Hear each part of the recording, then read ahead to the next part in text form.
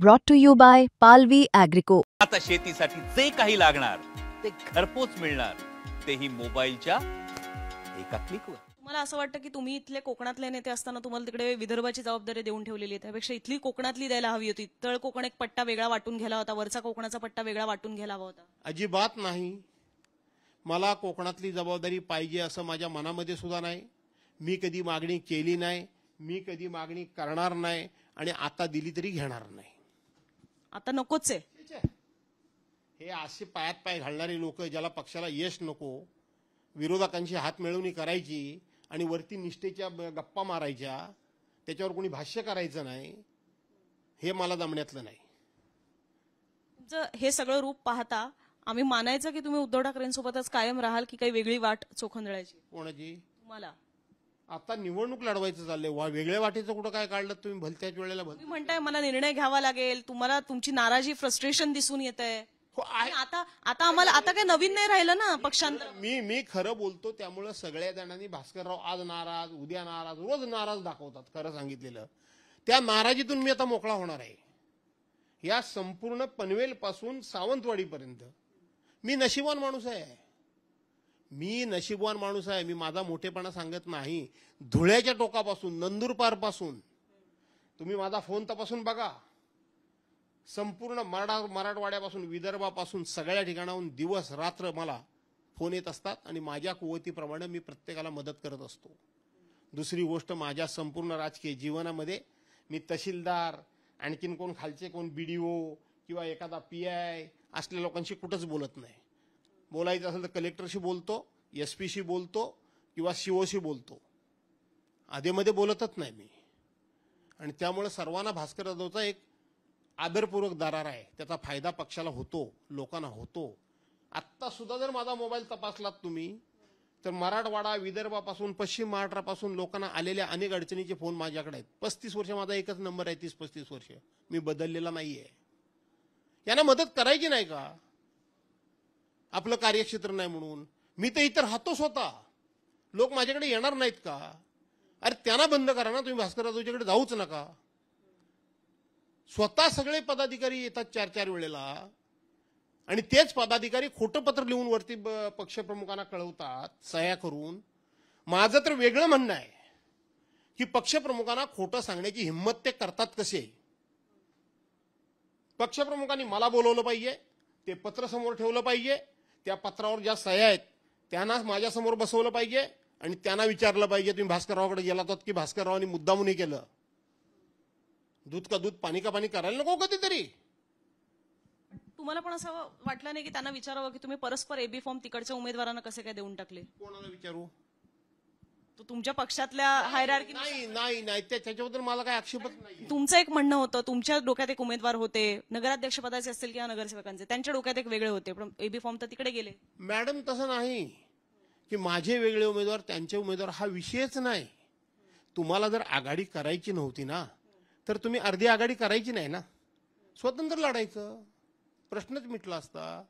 तुम्ही इथं आलात आणि मला पुढे केलं, मी आघाडीची बोलणी केली, तुम्ही सांगितली तशी केली, मला योग्य वाटली तशी मी केली आणि अचानकपणे तुम्ही ही आघाडीची बोलणी तोडून स्वतंत्रपणे निवडणूक लढवण्याकरता फॉर्म भरताना सांगता की आम्ही शिवसेनेतर्फे लढवतोय, भास्कर जाधव वेगळं काहीतरी करतायत. हा राजकारणातला पराकोटीचा नीचपणा आहे, पराकोटीचा नीचपणा आहे. तुम्ही माझ्याकडे आलात, मी तुमच्याकडे नाही आलो होती. आग लागत गेली त्या नगरपालिका निवडणुकीला, मला काय करायची आहे? सगळे पडामाहिती जिंका. आम्ही आता विनायक राऊतांनी एक बैठक घेतली इथे पदाधिकाऱ्यांची, तिथनंच इथे आलेलो आहे आणि त्यांनी त्यांच्या भाषणात सांगितलेले भास्कर जाधव आपल्यासोबत आहेत, जे काही लोक बाकीचे बोलतायत त्याच्यावर विश्वास ठेवू नका, आपण सगळे एक आहोत. तिथल्या शिवसैनिकांशी, उमेदवारांशी सुद्धा आम्ही बोललो, त्यांचंही हेच म्हणणं आहे की जाधव साहेब आमच्यासोबत आहेत जाधव साहेब त्यांच्यासोबत. दिसले तुम्हाला तिथं? पण ते वरच्या बॅनरवर तुमचा आणि विनायक राऊतांचा बाजूबाजूला फोटो होता. हाच हरामखोरपणा आहे, हाच हरामखोरपणा आहे. काहीतरी निर्णयाप्रत मला यावं लागणार आहे, मी बोललो ना, हाच हरामखोरपणा आहे. काल एक पदाधिकारी आला आणि मला सांगतो की उद्या विनायक राऊत येणार आहे, 10 वाजता तुम्हाला इथे भेटायला येणार आहे. तो मी कार्यालयात बसलो आणि परस्पर मिटिंगला जायचं, मेसेज लोकांना पाठवायचे की भास्कर जाधव या मिटिंगला आहेत म्हणून. पक्षाची गद्दारी करते कोण? जाणीवपूर्वक ह्युमिलेशन करते कोण? तुम्हाला भेटणार, तुमच्याशी चर्चा करणार आणि दोघांनी मिळून मिटिंगला जायचं. असं त्यांनी तुम्हाला माझं कार्यालय आता बघितलं का तुम्ही? गाडीतून तुम्ही उतरल्यानंतर एक पाऊल तरी तुम्हाला चालावं लागतं काय? डायरेक्ट गाडीचं कार्यालयातच पाऊल पडतं ना. ह्याच रस्त्याने ते जातात ना, दुसरा रस्ता तर नाहीये ना. आणि पक्षप्रमुखांना काय वाटेल ते सांगायचं, ही धंदे करायचे. स्वतः सांगितलं नाही, मी 10 वाजता इथे येऊन बसलो, आता आपल्या कार्यालयात येत आहेत, माझ्यावर संस्कार झालेले आहेत. आम्ही एका पक्षाचे आहोत, पण माझा दुश्मन जरी तुम्हाला भेटायला जरी या बसा, मी त्याचं स्वागत करतो. ही नाटकं सांगायची भास्करराव आपल्याबरोबर आहेत. मी पुन्हा एकदा सांगतो, जे उमेदवार मी त्या ठिकाणी आघाडीमध्ये निवडलेले आहेत त्यांचंच मी काम करणार आणि रमेश कदमांचंच मी काम करणार. पण ही त्यांना ताकद मिळते कुठून मग? तुम्ही जे म्हणताय की राऊत ज्या पद्धतीने तुमच्यासोबत वागतायत, ती वागायला एक ताकद असायला हवी, एक कॉन्फिडन्स असायला हवा, तो सगळा येतोय कुठून? तो राऊत काय वागतात त्याच्याशी मला काही देणं घेणं नाही. राऊताच्या मर्यादा मला माहिती आहेत, हे पण तुम्हाला सांगतो. त्यामुळे त्यांचं माझं कुठल्या विषयावर खटकलेलं, एखाद्या विषयावर शाब्दिक चकमक झालेली, एखाद्या विषयावर काय कुठं मतभेद झाले, असं अजिबात नाही मॅडम. काही कारणही नाही. सगळे जर किस्से सांगितले तर आपल्याला आज तकला मूळ बाकी सगळ्यांना एवढाच विषय पुरेल. खरं सांगायला गेलं तर कुठेही त्यांचे माझे मतभेद नाही. पण यायचं, दरवाजावरून जायचं, इकडे मिटिंग घ्यायची, तिकडे मिटिंग. जमतात कोण? 4 माणसं जमतात. झालंय काय? कशा करता तुम्ही पक्षाचा फायदा करता का दुसरा कोणाला फायदा व्हावा म्हणून तुम्ही हे करता, उद्योग करता? आता माझ्या ठिकाणी तुम्ही उद्या मी येत आहेत बसायला, मी स्वागताला बसलोय आणि तुम्ही आता इथूनच गेले ना. ते अशा वेळेला डिवचलं जातं की चिडवलं जातं का नाही जातं? का मी बोललो होतो येऊ नका माझ्याकडे म्हणून?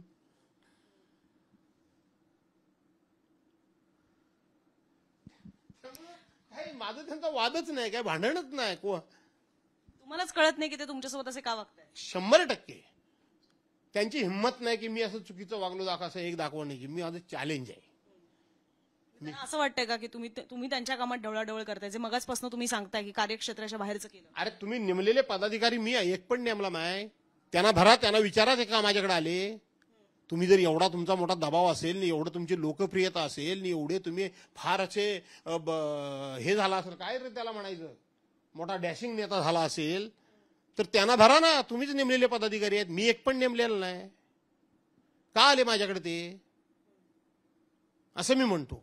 मी गेलो का कोणाच्या मध्ये? मी मध्ये पडलो का? तुम्ही रोज येत होतात त्या रमेश कदमांबरोबर, सकाळ संध्याकाळ बैठका घेत होतात, त्यांच्या घरी जात होतात. मला काय वाईट वाटायचं कारण नाही. तुमचं कार्यक्षेत्र आहे. तुम्ही एबी फॉर्म म्हटलात, ते जिल्हा प्रमुखाकडेच आले पाहिजे. बरोबर आले, चुकीचं काहीच नाही त्याच्यामध्ये. त्यांनी कोणाला द्यायचे? त्यांनी हे असा विश्वासघात करायचा नाही की निम्मी निवडणूक सोडवून घ्यायची, त्यांचे उमेदवार त्यांनी उभारले नाहीत. विश्वासघात कोणाचा करायचा नाही. तुमच्यात हिंमत असेल तर लढायचं.